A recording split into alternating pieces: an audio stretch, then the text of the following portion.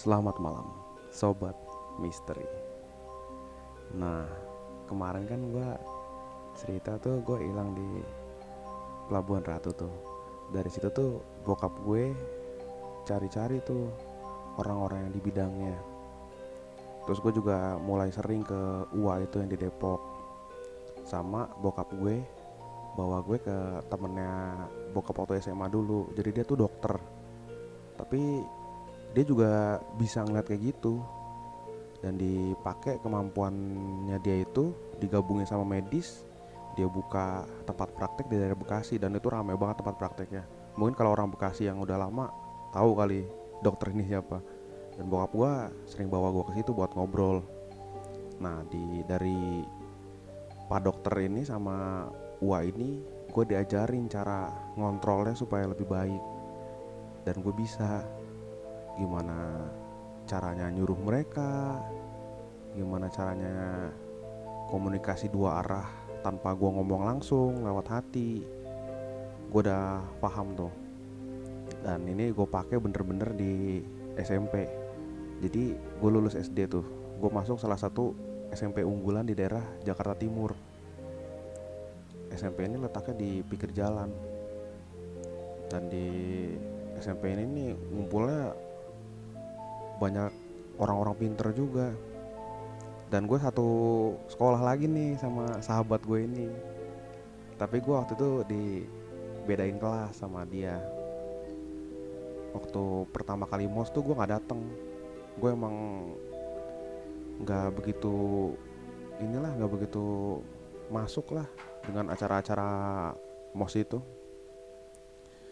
Pas gue masuk pertama kali ke sekolah itu, wow, itu sekolah lebih dahsyat juga auranya dibanding SD gua kan. Cuman karena emang di pinggir jalan raya, jadi ya orang lalu lalang kan, jadi ketutup lah aura mistisnya dia.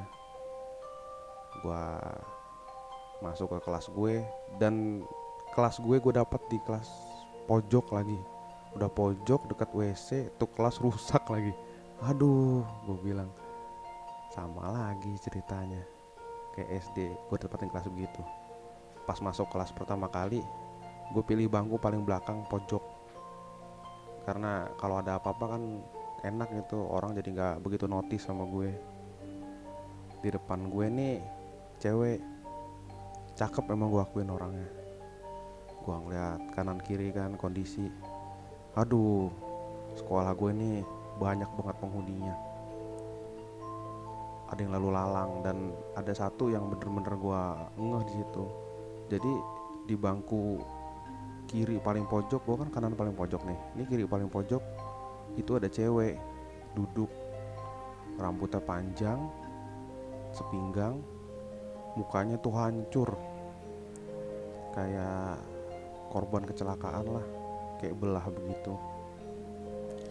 Waktu jam istirahat, gua ke pinggir kiri situlah, gua ajak komunikasi dia. Gua tanya namanya siapa, dia jawab kan Dinda. Oh, dalam hati gue udah punya kenalan satu nih di sini, lumayan lah buat bantu-bantu gue. Terus gue tanyain kan, udah berapa lama di sini? Udah lama sekali, bahkan sebelum sekolah ini dibuat. Oh, nggak pernah ganggu kan kamu? Enggak. Oh, ya udah. Gua tinggalin dia, gua ke kantin kan. Gua waktu SMP tuh hobi banget baca buku. Jadi bokap gua tuh beliin gua buku tentang para psikolog, tentang apa sih, kajian ilmiah anomali soal gaib tuh. Jadi gua bener-bener pahamin itu. Jadi bokap gua tuh mau gua tuh paham soal dunia ini tuh dari sisi ilmiah dan dari sisi agama. Jadi gue sering banget tuh baca, kenapa sih secara ilmiahnya orang bisa begini begini begini.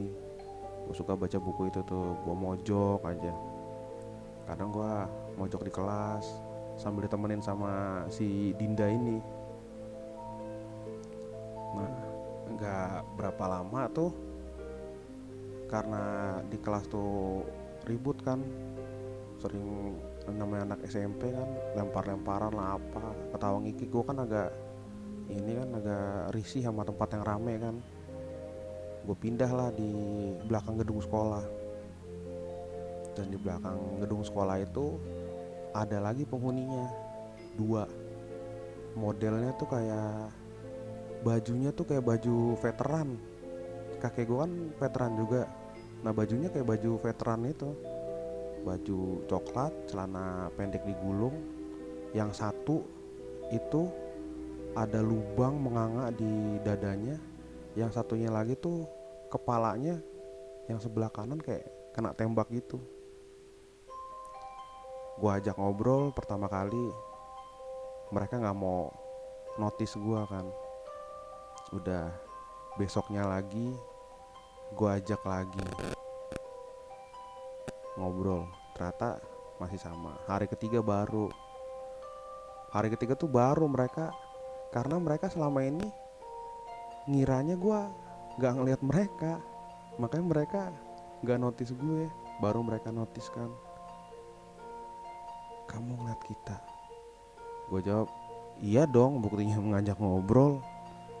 Gue ajak ngobrol, gue tanya namanya. Ternyata namanya Jaka sama Samsul. Nah, gue udah punya 3 nih berarti. Barulah gue pakai tuh ajaran dari Pak Dokter sama Ua itu. Jadi di kelas ini ada yang gue taksir cewek. Gue perhatiin dia kan, zaman dulu nggak kayak zaman sekarang. Kalau naksir kan minta nomor WA-nya dong, biar WA kan. Kalau dulu enggak, jarang banget orang pakai HP dulu. Gue aja punya HP tuh kelas 2 mau naik kelas 3 lah. Udah kan, gue ajak kenalan lah. Gue pindah bangku kan, tapi tetap di belakang. Gue pindah ke baris ketiga, jadi sampingan gue itu kan kosong juga. Jadi bangku belakang tuh banyak kan yang kosong. Kebanyakan orang tuh maunya yang paling depan, soalnya biar nyimak guru paling enak.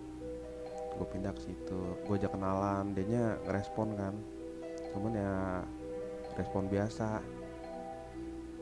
Gue penasaran nih sama nih cewek nih, gue pengen tahu lebih tentang dia. Cuman gue kan orangnya emang gak gampang bergaul ya, gue orangnya emang suka menyendiri.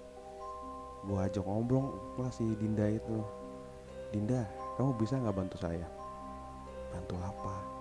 Tolong kamu ikutin ini cewek dan cari tahu apa yang dia suka, apa kerjaan dia sehari-hari, apa yang dia gak suka. Pokoknya cari tahu lah tentang dia. Pertama Dinda ini nolak. Terus gue ajak ngobrol terus si Dinda ini kan. Akhirnya dia ngiyain, iya. Udah deh, jadi setiap pulang sekolah tuh cewek yang gue taksir tuh diikutin sama Dinda sampai ke rumahnya. Dikasih tahu lah sama Dinda, oh ternyata dia nih suka lagu Dewa 19. Dia kegiatannya gini kalau di rumah. Gue dikasih tahu detail sama dia kan. Oke, seminggu kemudian tuh gue iseng, emang suara gue nggak bagus kan, gue nyanyi lagu Dewa 19 kan yang dia suka. Dia kaget, langsung notice gue kan. Ih, kamu suka Dewa juga?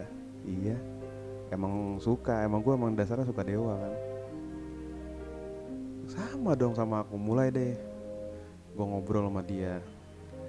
Gue kan tahu dia suka, orangnya suka baca cerpen kan. Gue kasih referensi dong cerpen-cerpen yang bagus. Terus dia kaget kan, kok kamu tahu sih? Ya tahu aja, soalnya emang gue bohong waktu itu sama dia. Gue suka nebak-nebak aja, gue bilang kan. Ih gini, akhirnya dia tertarik sama gue tuh. Gue tertarik sama dia tertarik sama gue. Cuman selama beberapa bulan itu ya kayak biasa aja. gue nggak nembak dia, nggak apa, ya jalan aja kayak biasa. Gue suka pulang bareng cerita sama dia kan, tapi gue nggak pernah, gue nggak ada yang tahu di sekolah itu tuh gue kayak gitu, kecuali sahabat gue ini. Sahabat gue notice sama gue, lu deket ya sama sini. Iya, lu pasti manfaatin yang aneh-aneh dah. Wah, nggak usah kayak gitulah, lu tahu sendiri. Oke, jadi hampir setiap hari itu si Dinda ini ikutin si cewek itu, diikutin, dikasih tahu. Naiklah gue ke kelas 2, gue agak jauh sama cewek itu, tapi emang dasarnya gue nggak ada hubungan kan sama dia. Ya mungkin dia nganggap ada hubungan, cuman kalau gue tetap temenan aja, gue cuman tertarik biasa aja. Pindah ke kelas 2, dan di kelas 2 ini jadi dikumpulin tuh orangnya tuh yang kayak ibaratnya yang agak-agak bermasalah lah. Jadi gue agak malas masuk ke kelas soalnya orangnya banyak yang bergenggeng lah, yang apalah, yang kalau menurut gue tuh gimana gitu, tukang bully lah. Dikumpulin di kelas-kelas bermasalah guanya, anak-anak yang bermasalah. Dan dari situ gue jarang tuh masuk. Nah, pas gue jarang masuk itu, ternyata si Dinda, si Jaka sama Samsul tuh datang ke rumah gue. Datangnya tuh bener-bener datang. Pertama tuh, jadi gue kan tidur jadinya di sebelah kamar bokap sama nyokap gue. Itu kaca gede banget. Itu kalau dia datang tuh kaca geter. Brrrr. Bokap nyokap gue nanya kan, kamu ngapain sih? Nggak ngapa-ngapain, gue bilangin kan. Kamu, bokap nyokap gue kan nggak ngeliat kan, jadi gue bebas ngelakuin apa aja di situ kan. Mereka nanya, kenapa kamu nggak pernah masuk lagi? Gue males kan. Ada anak-anak yang begitulah di kelas gue. Terus gue minta bantuan sama mereka. Kali ini gue mau minta bantuan, mau nggak pada? Mau. Bantuan apa emang? Coba deh lo simak pelajaran di sekolah, terus apa yang dipelajarin di sekolah dikasih tahu ke gue. Iya. Jadi kan sekarang musim corona tuh, PJJ dari jarak jauh. Kalau sekarang kan lewat Zoom, lewat WhatsApp lah, lewat meeting room. Kalau gue dulu pakai Jin buat PJJ-nya. Jadi Jin yang belajar, gue dikasih tahu tuh sama dia, nih pelajarannya ini. Dan itu work banget. Jadi gue tuh selama kelas 2 sama kelas 3 tuh jarang banget masuk. Mungkin dari setahun itu gue bisa bolos 60 hari sampai 90 hari. Dan guru berapa kali gue dipanggil guru BK. Bokap nyokap gue yang ngadepin kan, karena emang bokap gue tuh kan temennya banyak. Jadi ternyata ada teman bokap gue tuh di SMP itu. Dan teman bokap gue nih agak respect sama bokap gue. Cuma ngasih sarannya gini, ya udah nggak apa-apa, jarang masuk, yang penting nilainya bagus.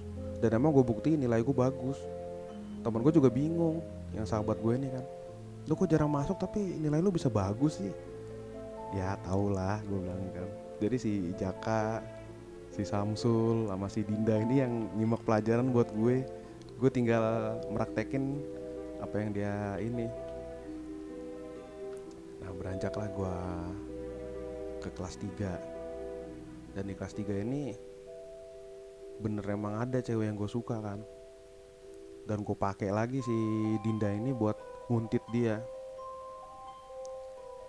Waktu itu gue udah punya HP, gue minta langsung nomornya dia kan, dikasih. Ternyata dia juga ada timbal baliknya ke gue kan, langsung ini, oh iya buat SMS-an, gue bilangin kan. Gue sering tuh SMS-an sama dia. Dulu tuh dia hampir sama deh sama cewek yang pertama ini. Dia sukanya lagu Dewa juga kan. Gua kupas habis-habisan tuh kesukaan dia sampai kaget kan. Kok kamu tahu sih? Terus dia tuh punya kebiasaan, kalau misalnya gue SMS-an sama dia, dia tiduran sambil mainin kakinya kan. Langsung gue bilangin, kamu sekarang lagi gini ya? Kaget dong dia. Kok kamu tahu sih? Gue nggak bilang apa-apa kan. Oh ya udah. Berapa hari kemudian gue main ke rumahnya dia kan. main disambut sama dia, ada nyokapnya ada bokapnya, nyokap bokapnya di dalam. Gue main, jadi rumah dia tuh depannya ada kayak kolam ikan, gue duduk di situ berdua sama dia kan, ngobrol-ngobrol. Dia penasaran kan, kok kamu tahu sih gini gini gini gini. Bahkan sebelum kasih tahu rumahnya aja gue udah tahu rumahnya. Dia bingung dong, soalnya jarang anak sekolah tuh yang tahu rumah gue. Ya nebak aja, nggak mungkin kalau nebak dia bilangin kan. Terus nggak berapa lama bokapnya keluar, terus bokapnya langsung negor gue, jangan dibiasain mas kayak gitu, takutnya nanti suatu hari jadi bala buat kamu. Kaget dong, gue sama dia sama-sama kaget. Nah, si cewek ini nanya ke bokapnya, kenapa emang pak? Nanti papa ceritain, cuman gak apa-apa kok, dia orang baik. Gue udah panas dingin tuh, jangan-jangan bokapnya bisa juga nih.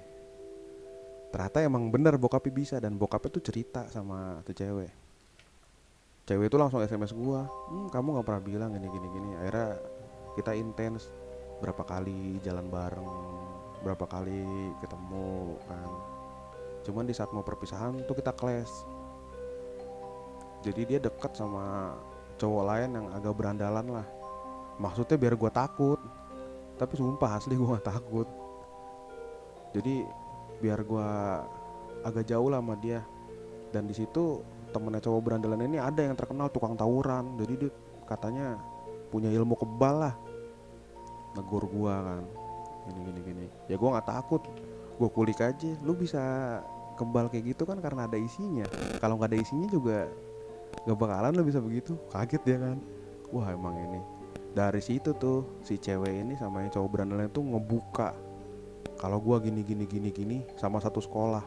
Akhirnya satu sekolah gua tahu. Dan sahabat gue itu ngelindungin gue habis-habisan bener. Sahabat gue kan orangnya gak tertutup kan, dia sosialisasinya tinggi, dia ikut OSIS kan, terus suka ikut band, jadi kayak anak gaul lah. Gue berdua sama dia, udah jangan berani ada yang ngomong aneh-aneh sama teman gue, udah tuh sampai situ. Dan gue emang dibantu sama si Samsul Jaka sama si Dinda itu sampai dari awal gua sekolah sampai terakhir sekolah. Dan gue masih inget banget tuh, gue asli lah kenapa tuh cewek ngebongkar itu semua, padahal harusnya berhasil banget. Nah tapi ada satu cerita nih yang kelewat sama gue soal gue sama sahabat gue nih. Pertama sahabat gue nih masih bingung soal dunia-dunia mistis begitu. Dan pas kelas 2 itu makanya dia berani bela gue abis-abisan, karena dia percaya dan dia ngeliat sendiri hasil gue belajar tuh kayak gimana. Nanti deh part selanjutnya gue kasih tahu keseruan gue sama teman gue ngulik dunia mistis. Jangan lupa like, komen, dan subscribe. Selamat malam, sampai jumpa.